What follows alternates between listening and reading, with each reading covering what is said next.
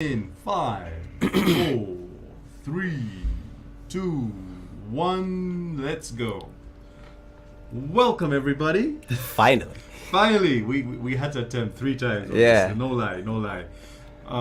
So welcome to Business and Dawa, which is the show Furious Finishes, where we talk about sports. Yeah. Anything sports related with a slight bias towards African teams. Yep. And as you've probably noticed in our title today, we're going to focus a lot on boxing. There's been a lot of funny stuff going on in the world of boxing, locally and internationally. First of all, Catherine Peary had her drug test failed. I believe they said she was found positive for a drug called furosemide. Ever heard of it? Yes, it's for weight loss. Yeah, so it's for weight loss, for her to bring down the liquid in her body and stuff like that. But she says, according to her, she claims that she had no idea that the drug that she was taking to lose weight for the last bout that she had, which she lost, she didn't know that it was prohibited by the anti-doping agency. And so she recently released a statement apologizing to her fans and also to her coach and manager, because she said she did this without their knowledge. Yes, they were not involved in this decision-making process, and it's quite unfortunate. She obviously should have consulted. Exactly, yeah. It's just her coach and manager, and it's a pity. So anyway, she's been banned for 2 years, and quite heavy. Because of the fact that she has admitted guilt, they've backdated the suspension to start in May of this year. So as we are speaking, she's already served 5 months of her ban. So she will bounce back. A lot of boxers have tested positive in the past and have been banned for 2 years, but that doesn't mean it's the end of her career. Just like on the international front, Chris Eubank Jr. was scheduled to fight today with Conor Benny.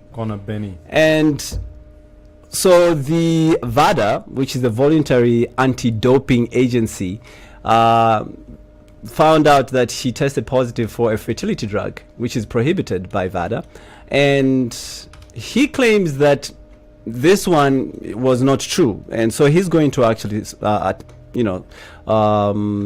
try and prove his innocence. Especially his father is saying he's clean, and it can't be that he's got tested positive for this. Yeah. So we'll see. Sometimes, like if you remember the case where the former Ajax goalkeeper was banned as well. I have to remember his name now. Yeah. The guy from Cameroon. Mm-hmm. So basically, what he did was he mistakenly took his wife's medicine.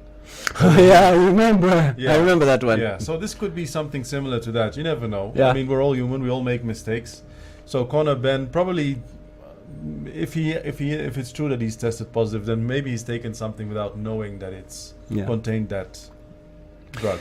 So he's going to try and prove his innocence. But a lot of people are asking, what next though for Conor Ben after this? But in my opinion, and a lot of other people's opinions, they say that a lot of boxers in the past, including Anthony Joshua, did once test positive as well for a prohibited drug in 2016 and was banned as well for 2 years.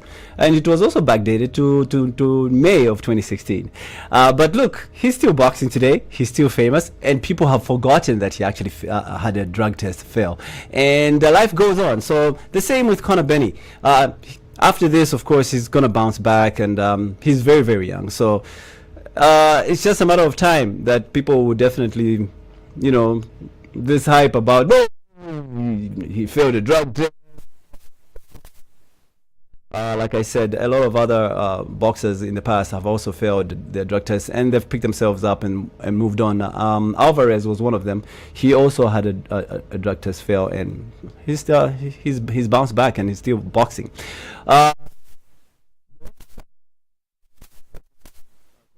The fact that he was scheduled to make $15 million in this fight, and that's not going to happen anymore. So it's the financial downside, which of course he will regret, losing all that kind of money. Same with Chris Eubank Jr. He was looking forward to also getting a huge payday today, because there was a huge hype about this fight in the fact that their father Yeah.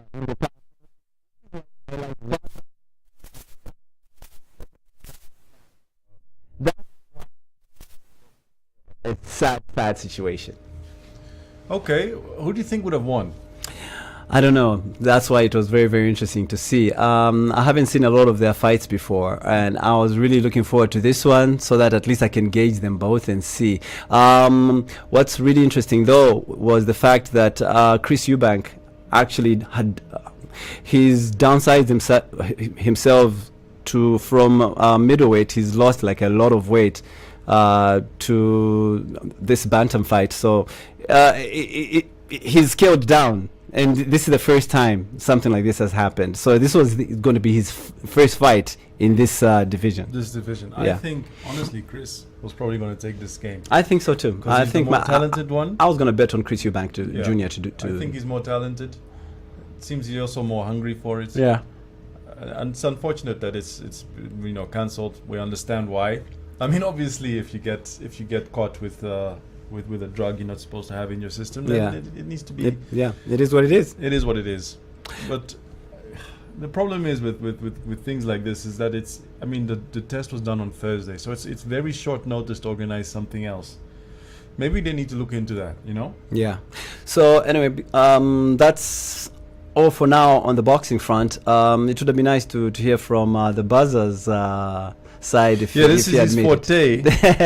But you guys can give us your thoughts on who you thought was going to come on top in today's cancelled boxing fight between Conor Benn and Chris Eubank Jr. Let's switch to the under-20s, how they performed. Yes, so yesterday, guys, the under-20 were amazingly scintillating when they were playing Mauritius under-20 at the O2 Stadium. And man, sorry about that. These things happen. Don't touch it. Don't touch it. So like I was saying, the under-20 won, and they are now on top of the table in the COSAFA under-20 tournament that's ongoing. And I have to say, I was really, really impressed with. I didn't watch the entire match. I watched the highlights, but they were amazing. I want to say something about that. Actually, I'm a bit miffed at the fact that we do not televise these games enough, or at least even indicate that these games are showing. I had no idea that our team was playing yesterday. Mm-hmm. So I think the organizations involved, if you're watching, please do a better job at promoting these games, because they are important. This is the crop that's going to be representing our countries 3-4 years down the line. So we need to know how they're performing. Mm-hmm. And this is an excellent opportunity to showcase their talents. And truthfully, for you, if you've not watched the game, it's unfortunate, because these guys, they were like Alkal said, scintillating. Yeah. And it was a really interesting match to watch. So it's unfortunate that this was not broadcasted enough, that this game was upcoming, so that you could have watched it for yourself. Yeah, so this was the under-20 national team, which started the quest for qualification for the Total Energies AFCON under-20 Egypt 2023. So the under-20 squad, I think they're in the zonal qualification, and they're led by Chisi Mbewe, who's their coach, and I think he's doing a phenomenal job with Chisi is doing a great job. He's doing a phenomenal job. And who knows, another topic we're looking at today is who's going to actually succeed Aljosa Osanovic after he quit his job. So maybe Chisi might actually try his hand as well. I think Chisi has a shot. Yeah. Because okay, go ahead. Well, I'm going to say the same thing I always say about Zambian sports or Zambian football. It's very politicized, always. So, the guy that you think is the perfect match for the position is not necessarily going to be the one that gets the job, simply because of that. That's all I want to say. Okay, so we've had 8 coaches so far since Andrew Kamanga took over the FAS presidency. And amongst all of them, I think Agri Chiangi has been the most successful, although the most controversial as well. There was a time where the fans were literally stoning him on the pitch, and he had to be escorted out by security because the fans were so upset because we were getting I think a 5-0 thrashing from Algeria, I think, in that game. But Algeria is good, so you know. But nonetheless, Agri Chienge was the most successful of the 8 men we've ever had, on top of Aljosa Asonovic, Mitchell, Beston Chambeshi, all these guys. Agri Chienge has actually accomplished, and yet we are still very, very far, yet so close to ever qualifying again for the Africa Cup of Nations, let alone if I should talk about the World Cup. World Cup closest we came was right after, was before the crash, in 1991 it was. Yeah. I mean, obviously that's what was a major setback for us. So it's almost like we downed tools ever since we lifted the Africa Cup of Nations. But we almost made it. Even, you know, Galusha Bwalia bounced back with a very inexperienced team. Yeah. And it was just up to the final game where we lost out. And ever since like I said, always so close yet so far. Very far, actually. Yeah. So currently, is still the acting national team coach, and he's so far overseen 2 games which have not paid dividends. He has not looked impressive to me. He has used all our superstars in the likes of Patson Daka, Enoch Mwepu, and Fashion Sakala, but of course there was one, in fact they actually fell sick in both games. I think they didn't feature. They did come to play, but both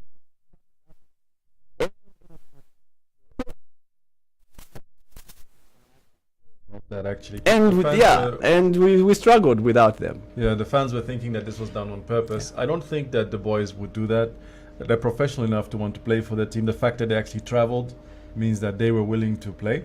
Unfortunately, they fell sick, and but it's suspicious. It is what it is, though. It is pretty suspicious. Who knows what was really going on behind the lockers, but bottom line is, can Sichone really take the team to the next stage where we're supposed to be? The answer is no. Debates are going on with the sports minister also putting in his 2 cents to say whichever coach comes on, they have to pay him the exact amount of money which they were paying Asanovic, which was $25,000 per month. Per month? Yes. So that's what the coach has to be paid, whether it's another international coach or a local coach. You should get the exact same support, and of course financial support as well as an international coach would get. I get why they say that. I mean, obviously, you know, there needs to be equality there. At the same time, $25,000, that's a lot of money. That's a lot of money, but that's what they were paying Aljosa Asonovic and Mitchell as well. So let's see what happens. Moses, in the meantime, good luck. But like I said, I think, looking at what I've seen with the under-20 yesterday, I think we should also look at Chisimbewe, and maybe he could actually take the national team to... Well, let's give him a chance and see what he can do, because he's done amazing stuff with the under-20. But like I said, this tournament is ongoing, and the under-20 are top of the table so far. I have a question for you, and maybe even for the viewers, if you know, for you watching. Yeah. Alkal, how come is it that when our under-20 teams play, they are amazing? Yeah. But then once they become professional, like once they start playing for the seniors, the skills drop. I've got an answer for you, which I got from a lot of other football pundits, including my friends Punch and Bwezani. Big up to you guys, by the way. You see, the team isn't the same team when they're integrated with the national team. The under-20 team, they dissolve them. And then, of course, you know, in the senior team, you have egos that come to play. There are players there who feel, you know what, I'm the main man here, pass the ball to me, that kind of stuff, you know. And then, of course, the coach sometimes has also favoritism. Some loyalty issues come to play as well, where the under-20 guys who shined in the under-20 tournament, when they're playing now with the senior team, they have to come off the bench. They have to prove themselves as well, that they're worthy to start, they're worthy to take the certain roles which have been accustomed to certain players who feel, I'm the man, you know what I mean? Like, this is say, for example, I can give you an example of, say, Harry Kalaba, when he was playing, he eventually even became the captain of the team. And then you bring in Enoch Mwepu, who's playing the same number. Are you going to bench Harry Kalaba so that Enoch Mwepu can take over that position? Or you have... So I want to say something on that. I mean, I hear what you're saying, but if you look at how other countries operate, like for example the Netherlands, right? They learned the hard way that playing their veterans is not always going to be the right thing to do.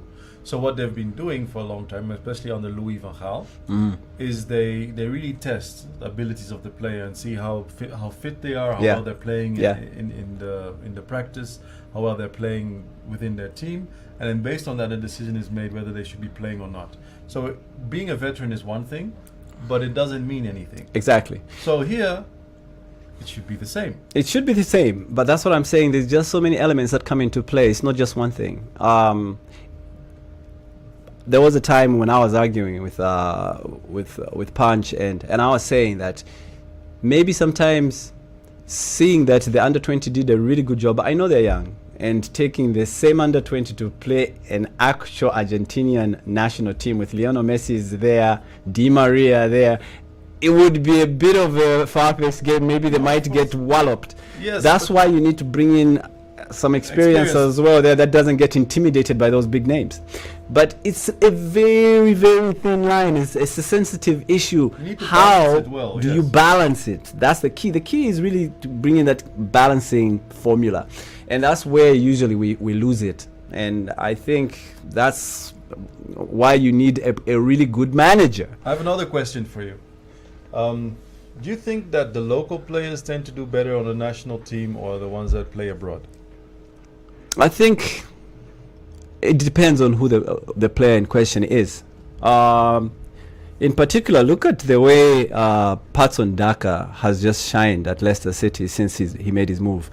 Of course, he did first make that impression, make his name with the under-20, and even Fashion Sakala, even Enoch Mwepu, I think they've all started from the under-20, and they're both doing very well, especially Patson Daka and Mwepu. They're doing very well in the Premier League. Fashion Sakala has, I don't know, maybe it's because Brendan Rodgers left Rangers and now he's really struggling to find his form and also just to find himself in the starting 11 for the new manager at Rangers. So, but to answer your question, I think most of the local players that we have now play better with their local teams than with the national team. Okay, fair enough. We'll go back to Patson Daka in a minute because Leicester City played recently. They thrashed Notting Hill Forest 4-0. And Daka finally got his name back on the score sheet. But we'll talk about it a bit later. Off the bench, by the way. Off the bench, yes. Where were we? We discussed under 20. What do you want to do next? You want to go quickly switch to MTN Super League? Yes. Okay. So there was a game during the week. It was a rescheduled match between Red Arrows and Buildcon. Red Arrows on Saturday 2-1, and that has taken them second on the MTN Super League table. It was an excellent result. Absolutely fantastic form right now. They've won 3 games, drawn 2, and only lost 1 so far. Buildcon on that, they're playing terrible. They've still got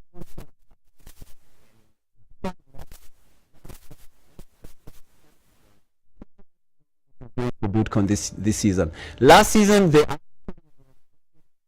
team that could actually improve. Maybe they didn't do well enough in the transfer season, but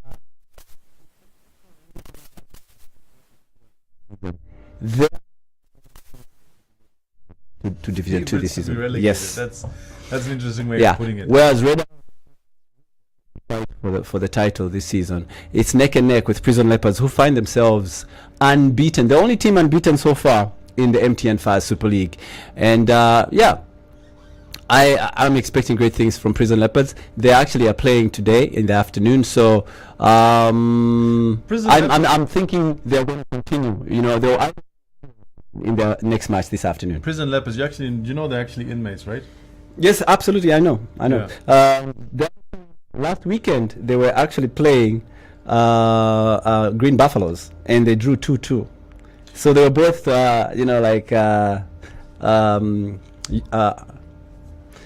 uniform teams. You know what I mean? The Green Buffalo Soldiers versus inmates. Yes. Pretty cool. It was pretty cool. Yeah. But they ended up 2-2. I think Green Buffaloes, though, is a team to watch. They're well funded. I think we talked about this before. They also seem to have their, for lack of better words, their shit together.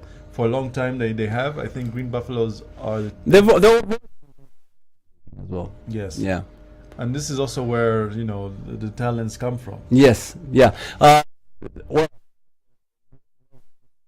They're currently fifth on the MTN 5 Super League.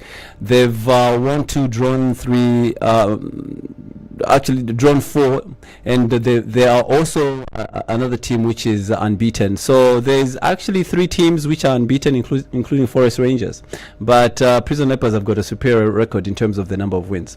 I guess they're more hungry. They're more hungry. So that's why I said Prison Leopards, Red Arrows are my favorites this season to go all the way to the end. Actually, you guys will hear it right here on the show. We are planning on going to go and watch a match live. So we're going to go out into the field. We're going to record it as well, so that we show the experience that you get when you're watching a local match. Just so that you also get to see a different perspective. Yeah. We talk a lot about it behind the scenes, but we were thinking of going into the field to actually to just get that experience, the feel, and also just to be part of the action. So who should we watch? No, well, I was thinking of going to watch my team because I support Zesco. So we'll see. I would rather go watch a Zesco match than Green Buffaloes. I don't know when they're playing Green Buffaloes, but Green Buffaloes this afternoon are playing Red Arrows, who are second on the table, like I said. That's a good match. That's in Coloma Stadium, which is where? Which is, I think, in Coloma Stadium, should be in the Copper Belt, I think. I'm not really sure, but like I said, let's wait and see. But I would really prefer to go watch. I would really like to go and watch. It's in Lusaka, so we could have actually gone to watch that if we. Yeah, I know. We'll see. Like I said, I would rather watch. I hear you, but because I'm a fan.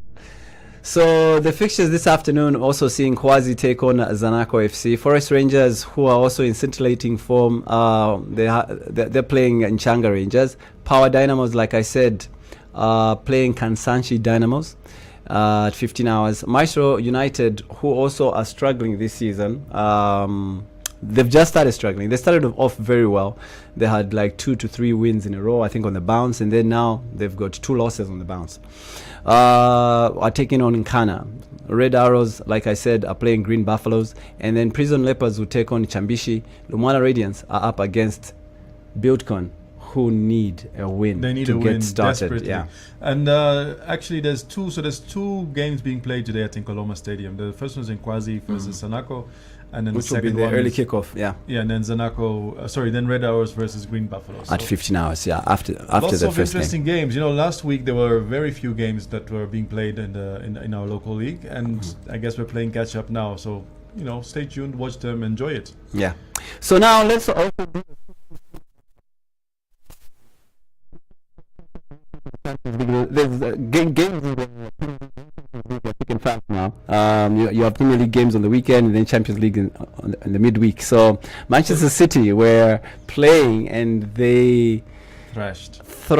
Man U. No, they thrashed Man U 6-3 last weekend in the Premier League. Yes. But then they won 5-0 again during the week. Copenhagen FC. Yes, against Copenhagen. It was. They were never in any danger. No. From the beginning. As long as they have early the guy. Well, let's not.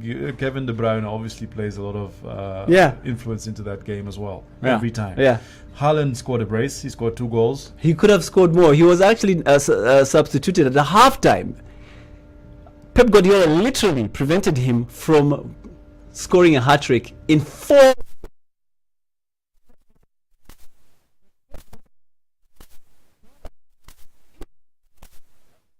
Such a beast. I mean, right now there's a petition going around in the UK where they don't want him to play anymore because they claim he's a robot. They think he's a cyborg, and I agree. The guy, I keep saying he's a machine.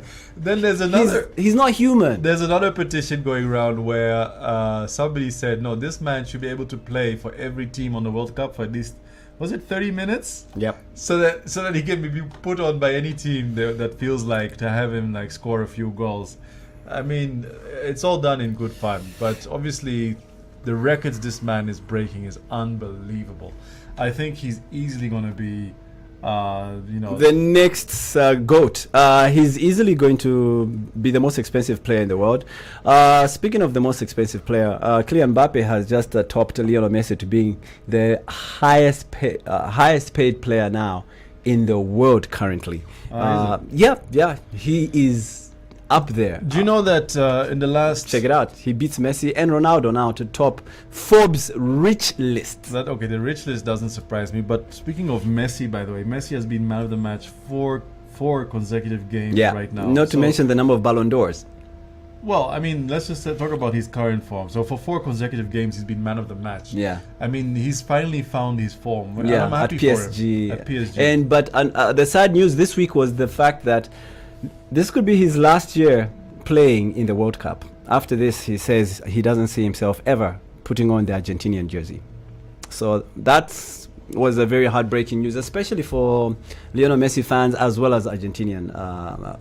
I think it's fair enough. He wants to. He thinks he's now reached a stage that he can no longer surpass. Yeah. Probably on the decline from here. Yeah. I can respect that. There's players out there that think that even if they're 40 they can still play. I don't want to mention any names, but Ronaldo.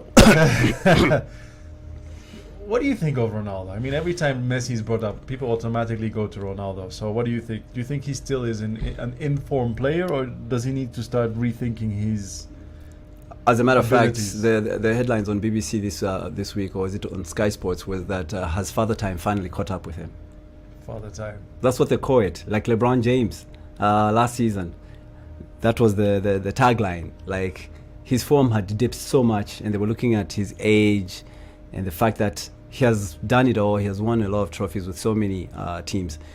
And when you look at his performance, things that he could do easily, like just a simple tap in, goes completely haywire, and you're like, wait, that's not Ronaldo-esque. You know what I mean?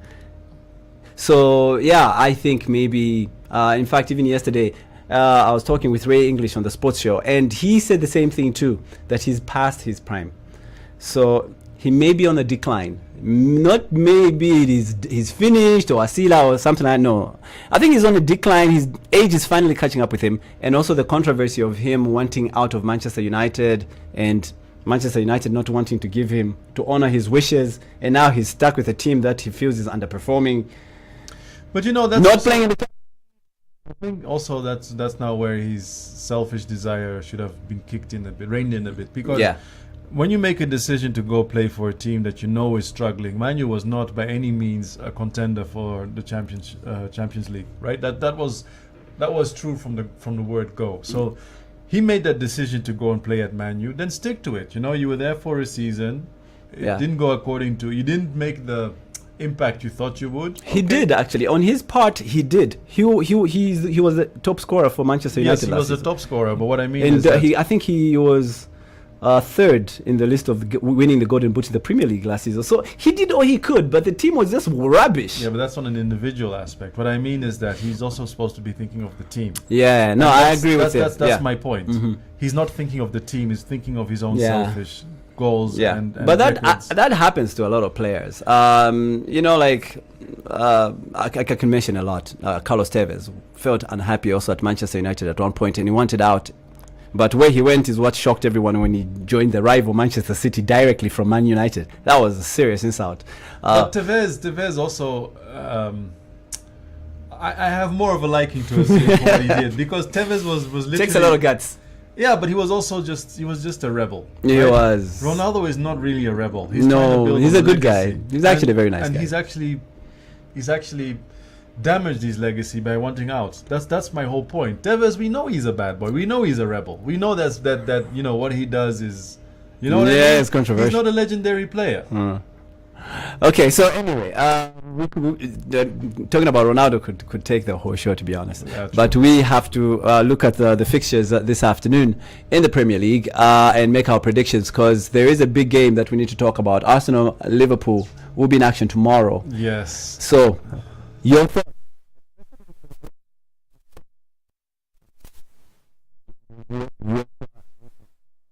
Arsenal won 3-0 against Bodo Glimt. So, I mean, look, the game there, again, Arsenal was also never in any real trouble. They really just laid claim to the game from the get-go. What was disappointing was the way Granit Xhaka fluffed a lot of chances. Yes, the first time fluffed a lot of he did chances.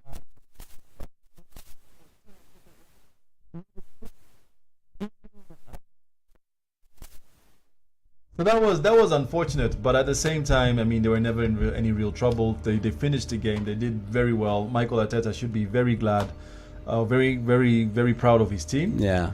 And look, speaking of scintillating form, Gabriel Jesus is definitely kicking some serious ass. Yeah.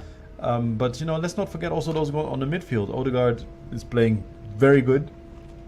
And I think the weakest part Arsenal really has is their defense. That's the one that is a bit shaky and makes me worry. But overall, if you know, Arsenal is playing Liverpool on Sunday tomorrow, with the form Arsenal is in versus the form your team is in, I think Arsenal is going to win by a difference of 2 goals, so 3-1 or 4-2. I actually agree with you. The form that Nketiah and Fabio Vieira are in right now, I think they were super instrumental in that win against Bodo Glimt. I watched that game and I was just thinking, wow, if they play Liverpool the way they played, then the number of chances they created, and they could have won that game, maybe even 8-0. They should have been 6-0 up at halftime. Yeah. And they still created so many other chances going in the second half. If they're going to have... They're amazing. I was like, this is the way even Liverpool should be. The attitude, the perseverance. If Arsenal play the way they played in that game tomorrow, I kid you not, Liverpool will be licking their wounds. And I really don't see how... if Liverpool, yes, did play well against Rangers. That 4 experimented with, to be really honest with you. If he sticks with that formation, maybe, because we're becoming a little bit unpredictable. Yes. However, the problem is Klopp does not always stick to his guns. I have a feeling he might switch it back to 4-3-3 and then go back to his loyalty thing of, you know, playing certain players like James Milner, who people think, come on, he should be allowed to play, especially when you have Thiago Alcantara back. Yes, a lot of people are talking about our Brazilian players, except for Firmino. Alisson as well is playing really well. But so would you say that Southgate and Klopp are sort of having the same Yes, issue? they're having the same dilemma right now. Like, it's like they don't know which players they should say, you know what, yes, like Southgate when Maguire, come on, or Luke Shaw. Same thing with Jurgen Klopp and Milner and even Henderson. Don't get me wrong, I love Henderson, but I think also he's way past his prime. He has to bring him on only and when necessary. He's good. Sorry, little Dash behind us is dancing. I just had to laugh. Okay, yeah, we can see. We can see. Yeah? So anyway, and I also predict that Liverpool could actually lose this game 2-0. 2-0? Yeah, because Arsenal are in amazing form and they are proper title contenders this season. The only thing that I would say is going to be detrimental for Arsenal is their own stage fright.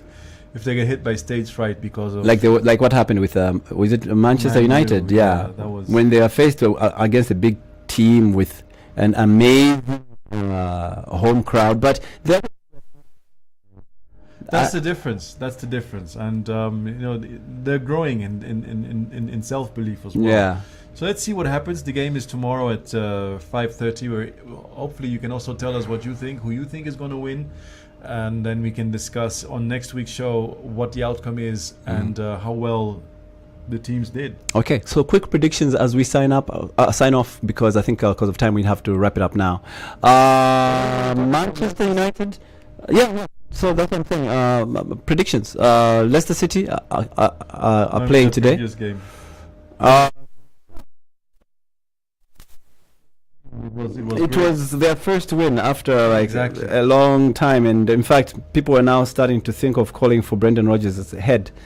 So, do you think he's finally, Brendan Rodgers, for him to get sacked? Because they had only had 1 point in 6 games.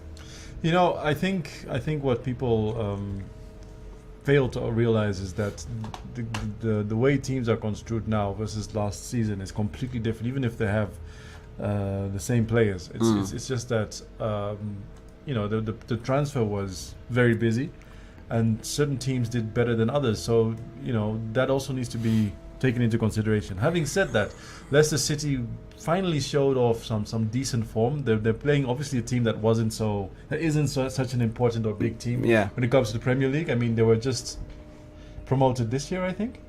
Leicester City? No, Nottingham Forest. Oh, Nottingham Forest, yes, yeah. So obviously can't expect too much from them, but the form that they showed, the perseverance, the way they just kept being dangerous in front of the goal was amazing. Yeah. Jamie Vardy though was not. I'm also thinking Jamie Vardy, same with Milner, past their prime. Yeah. Yeah, it's finally caught up with him. He's pretty up there in terms of. He missed some good chances that. On a normal season, back in the day, he would never miss any of those. He would never fluff them. But I think also age is catching up with him. Yeah, and then there was 2 goals scored by, what's his name? Was that Maddison? Yes, James Maddison. Yes. And did you see that? Okay, so there's basically some bromance going on between Daka and Maddison. Yeah, especially when Daka came on. They absolutely switched it up. And makes you wonder, why isn't he starting Patson Daka? I don't know. Probably he still thinks Patson Daka is not yet so sure of his game. It's been over a year. Yeah, but look, I mean, he's done well. He scored his goal. And did you see that when he scored that Maddison did the Daka celebration? Exactly, they're covering the face thing. And they've even named him Madalitso, like Zambian fans. Nice, Madalitso. Nice, I like that. But let's see how they perform against Bournemouth this afternoon. The kickoff is... I think Leicester City will definitely win this game. I have a bit of doubt. I think 1 to 3 goals in this match. 1 to 3 goals. I'm going for 3-1 as well on this one, in favor of Leicester City, with at least 1 goal for Maddison and at least 1 goal for Daka, and possibly Jamie Vardy. Those are a lot of predictions for one game. Yes. Chelsea, Wolverhampton. Yeah. That's also today 4 p.m. At Stamford Bridge. Definitely Chelsea is a straight win for Chelsea. Yeah, I'm also going for a straight win for Chelsea in that one. I think 5-0 actually. Yes. I'm fighting words. Yes. Newcastle take on Brentford. This one is a very hard one to call because both teams are unpredictable. Both teams know how to score. Both teams have been very promising in the previous year and this year. Newcastle have done a lot of reinforcement during the transfer window. A lot of expectations. People are expecting Newcastle to be contenders for top 4 this season, but it's not really happening the way. I don't know, Eddie Howe maybe needs to really... look, the team needs to gel. Yes. I think it's going to be a draw. Manchester City, we don't have to really make it. It's a straight win for them. But the question is just really how... Yeah.